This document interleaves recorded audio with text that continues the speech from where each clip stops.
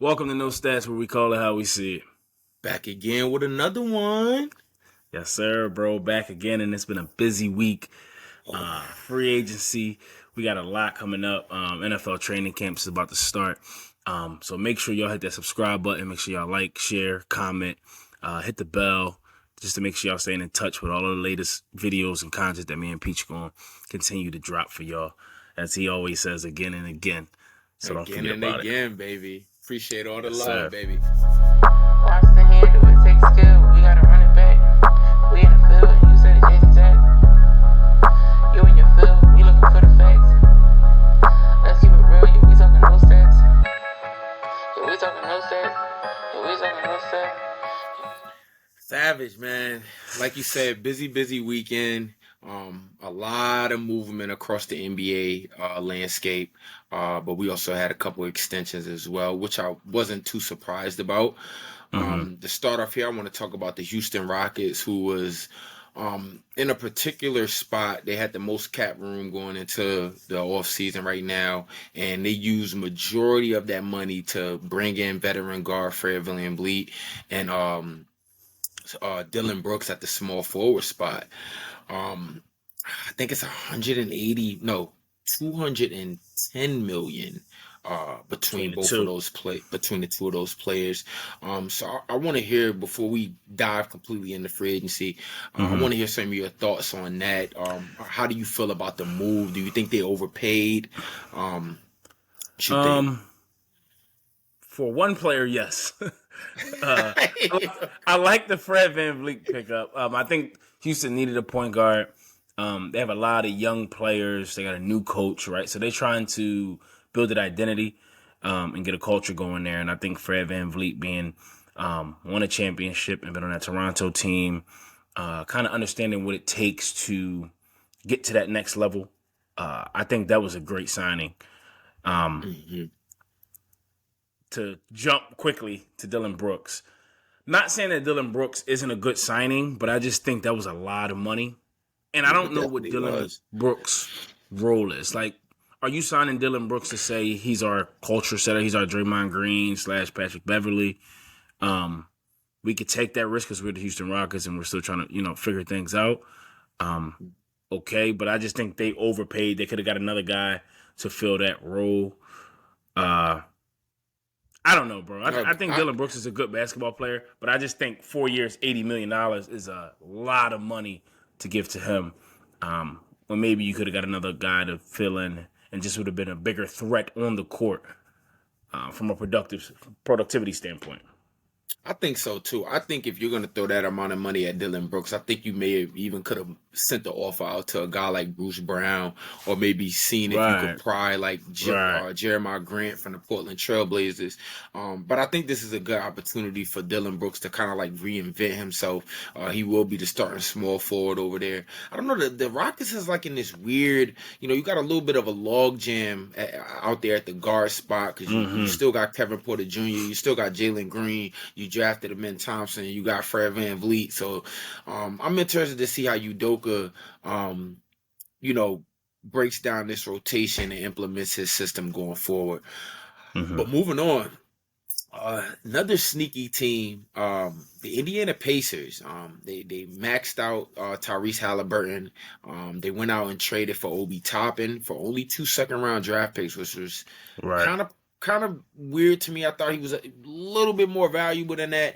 And then they gave Bruce Brown. I think he's going to be making 22 mil a year. Shout out to the ball. Way to go from Yeah. role player, the sixth man, to, all right, give me that ring. I'm a starter and I need my bag. Yes, sir. He Son. house shopping. He getting a big house. Indoor Yeah. pool, outdoor pool, all Bro, that. I love journeyman like that, bro. Like, the Yeah. guys don't stay. When you get a couple years under your belt in the NBA, you get to that point to where, um, you kind of outgrow your role. I don't think he would have been a starter in Denver. I know that was probably tough to leave, but he probably got the most money, and he's probably going to get the max opportunity playing in Indiana. He's most likely going to be starting their three spots. Mm-hmm. So I'm excited, man. What you think? Yeah, I'm definitely happy for Bruce Brown. Um, little backstory on Bruce Brown. So Lonnie Walker, That's my little bro. So we went to go see him play at Miami, and Bruce Brown was on that Miami team at the time. And I was like, who is this guy that's shooting all the shots? I was like, I don't like his game. Like, this dude's not that good. He ended up getting drafted. And I don't even think I realized he got drafted. But he got drafted into the league, and then I seen him on the Nets. And I was like, okay, he's okay. I think his game was better in the NBA than it was in college. But the fact that he got an NBA championship and then getting that bag, nothing but applause for that. So well-deserved. He played big throughout the entirety of the playoffs. But as far as the Pacers, I don't know the end goal here. I think you definitely re-sign Tyler Halliburton. I think he's, your guy moving forward. So I guess Halliburton and Brown is your backcourt. Nah, I think Brown will probably start the three. I think Benedict Mathurin. Okay, I think he'll be, and I think they still got Buddy Hield as well too. So he might start, and I think they bring. Do you think they'll be moved on by sometime this offseason? I think this is something. They've been in trade talks for the last 3 years. Buddy Hield and Mouse. Easily, bro. I think they waited to the deadline to make a move. I think because if you looked at Indiana, for vast majority of the beginning of the season last year, they were flirting in playoff contention, high playing tournament seed. So I think that, with the retools, I'm drawing a blank on who they drafted. Did they get God, who the hell they drafted? But anyway, this is free agency segment, so it don't even matter. But I think that they're poised to make a run. With them investing in Tyrese Halliburton going forward. Be on the lookout in the East, man. So, but if Buddy Hield is still there, he's going to be the 2. You're not bringing Buddy Hield off the bench. Yeah, you're not bringing Buddy Hield. The Pacers got Bilal, the guy you liked from France. Oh yeah, Mr. 6'9". That's interesting. And they got Strother from Gonzaga. They traded up to get the 29th. Well, they had the 29th pick from the Nuggets. Get ready for a star jump from Obi Toppin. Get ready for a big jump. I think he's going to start the power forward spot out there. I'm excited to see. I'm excited. Before we move on, does these moves put Indiana in playoff contention? Or I guess play-in contention now. Play-in contention. I'm not going to say playoffs yet, but I will say play-in. I think they, would kept majority of that core together from last year. And then you add a guy like Bruce Brown, who's going to bring, some type of experience and culture changer over there. So you're going to look out for the Pacers. Now, one of our favorite teams to talk about, the Lakers, who I thought had a fucking phenomenal free agency. I think with them guys able to keep the whole core together, you lost. I feel like they plugged in certain spots where they lost. Dennis Schroeder, that's a big loss as far as like on defense. You lost Lonnie to the Brooklyn Nets. Malik Beasley just went to the Bucks, what I think was a great signing for Milwaukee. But for them to keep D'Lo, keep Austin Reaves, keep Rui Hachimura, and then to bring in guys like Taurean Prince, you bring in Jackson Hayes, you bring in Gabe Vincent, you bring in Cam Reddish. I think these are all phenomenal pickups. Interesting to see what they do with that backcourt. Is Gabe going to come off the bench? Is D'Lo going to come off? Is Austin Reaves going to be your 6th man? Let's just see what Darvin does with that. I like Taurean Prince now, a guy that could come in, play that 3 spot, guard the best perimeter player. He was hitting the 3 at a great clip. But you're the Lakers guy. I need you to let me know them thoughts, Savage.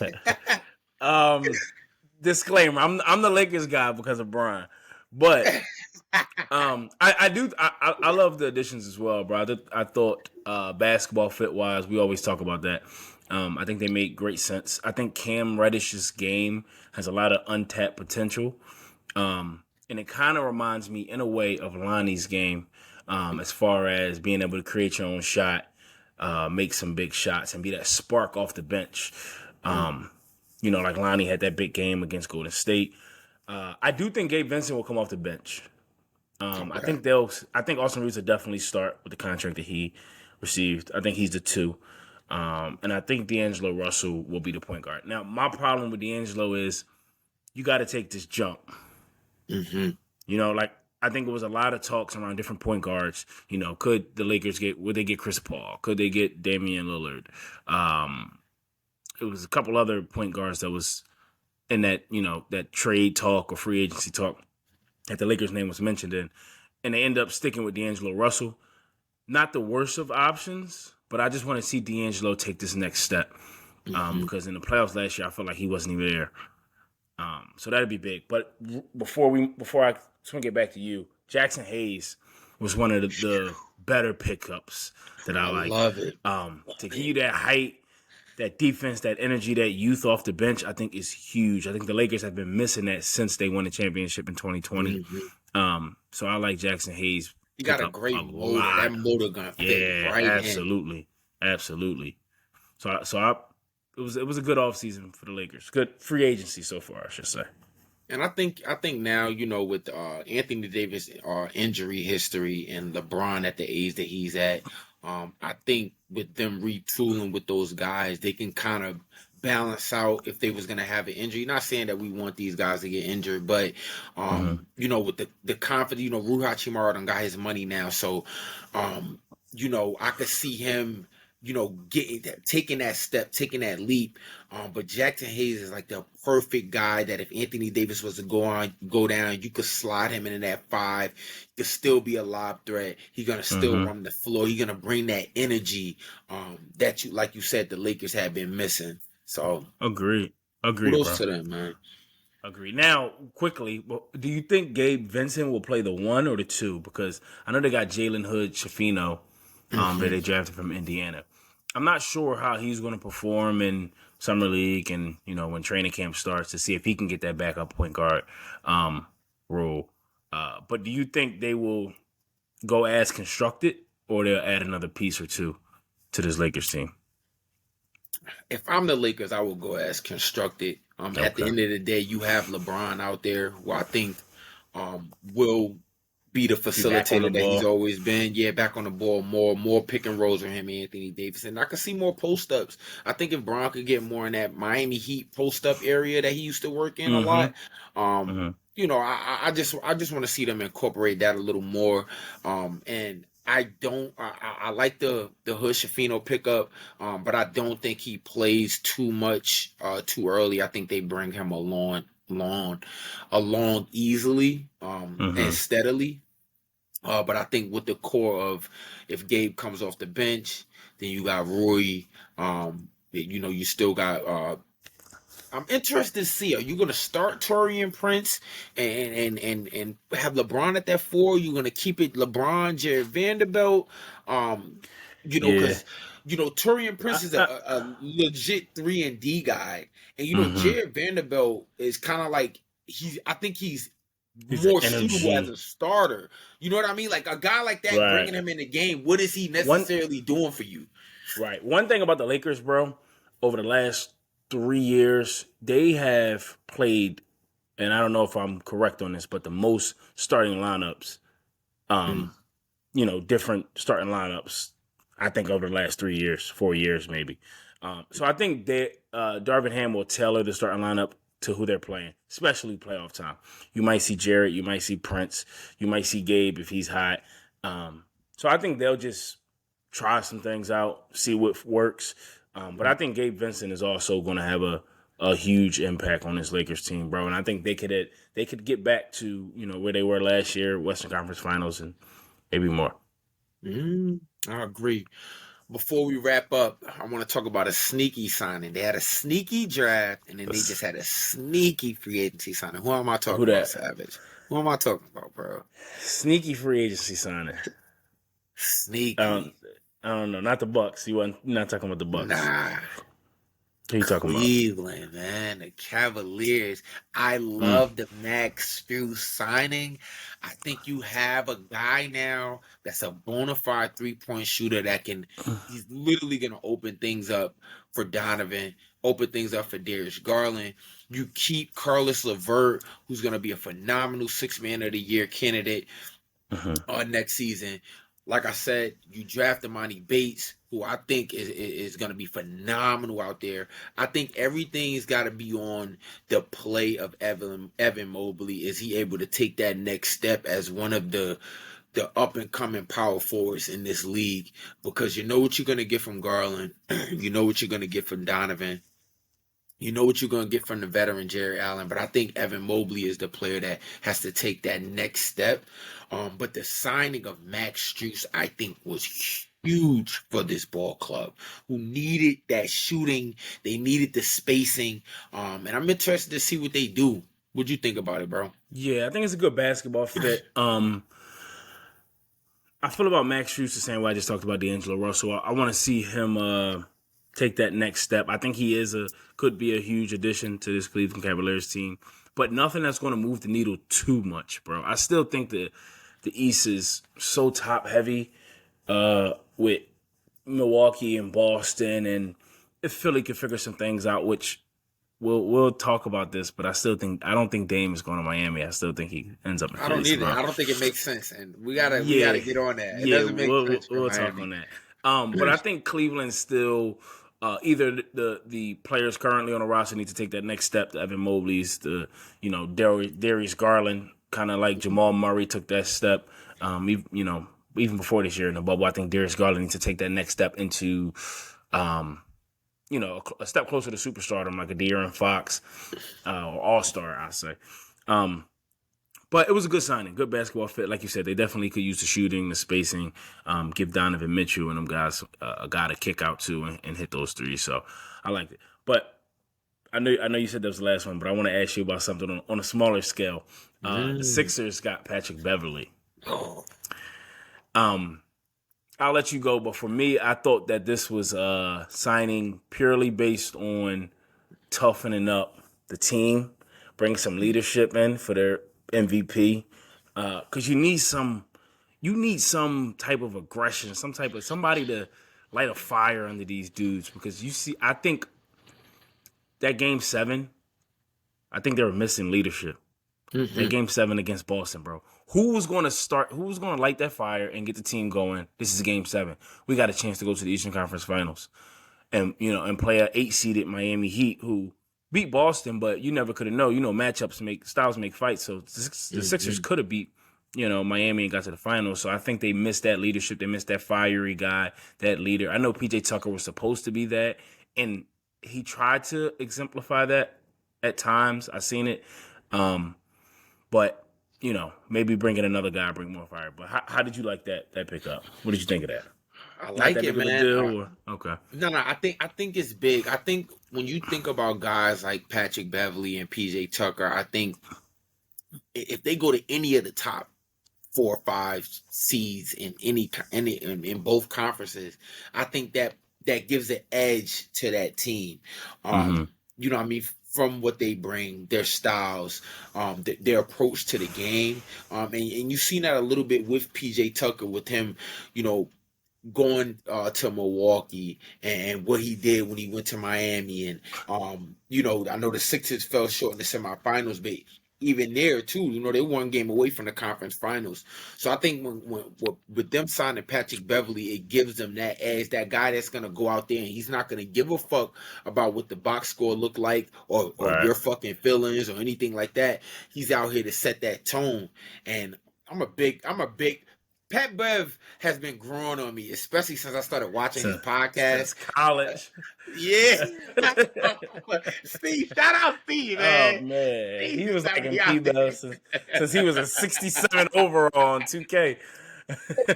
But quickly, I think the city of Philadelphia will embrace P-Bev too, because Philly's a gritty city. They like those guys who just give effort and grit.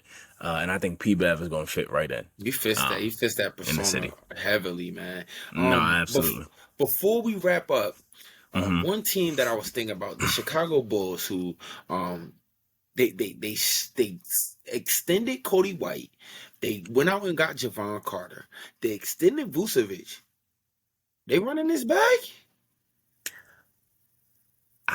Maybe, but I still think DeMar is going to be going somehow. I think maybe not if they can't find a perfect package, but I think I think DeMar, that they'll be willing to listen to trade offers for DeMar DeRozan, bro.